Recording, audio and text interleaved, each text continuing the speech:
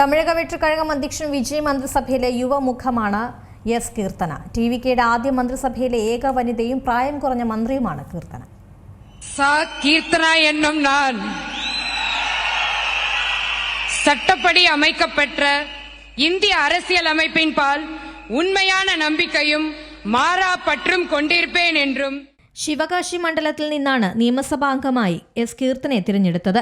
ടിവികെയുടെ ആദ്യ മന്ത്രിസഭയിലെ ഏക വനിതയും ഏറ്റവും പ്രായം കുറഞ്ഞ മന്ത്രിയും കീർത്തനയാണ്.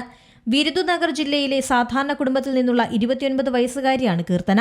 ചെറുപ്പം മുതലേ പഠനത്തിൽ മികവ് കാട്ടി കീർത്തന മധുര കാമരാജ് യൂണിവേഴ്സിറ്റിക്ക് കീഴിലുള്ള കോളേജിൽ നിന്ന് ഗണിതശാസ്ത്രത്തിൽ ബിരുദം നേടി.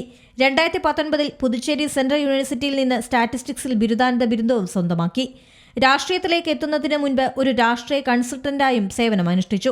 വിവിധ രാഷ്ട്രീയ പാർട്ടികളുടെ തെരഞ്ഞെടുപ്പ് തന്ത്രങ്ങൾ ആവിഷ്കരിക്കുന്നതിൽ പിന്നണിയിൽ പ്രവർത്തിച്ച പരിചയം കീർത്തനയ്ക്കുണ്ട്.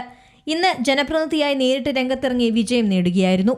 പടക്ക വ്യവസായങ്ങളുടെ കേന്ദ്രമായ ശിവകാശി മണ്ഡലം കഴിഞ്ഞ 70 വർഷമായി രാഷ്ട്രീയ നേതാക്കളുടെ കോട്ടയായിരുന്നു. ആദ്യമായിട്ടാണ് ഒരു വനിത ഇവിടെ നിന്ന് ജയിക്കുന്നത്. 68,000-ലേറെ വോട്ടുകൾ നേടിയാണ് വിജയിച്ചത്.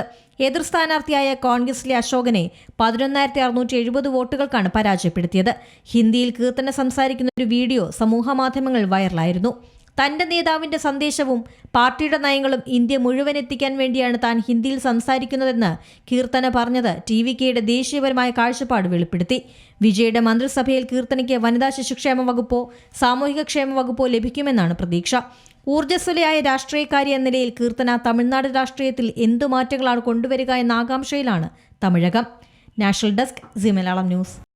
ഏറ്റവും പുതിയ വാർത്തകളും വിശേഷങ്ങളും വിരൽ തുമ്പിലറിയാൻ സി മലയാളം ന്യൂസ് എല്ലാ ഡിജിറ്റൽ പ്ലാറ്റ്ഫോമുകളിലും ലഭ്യം.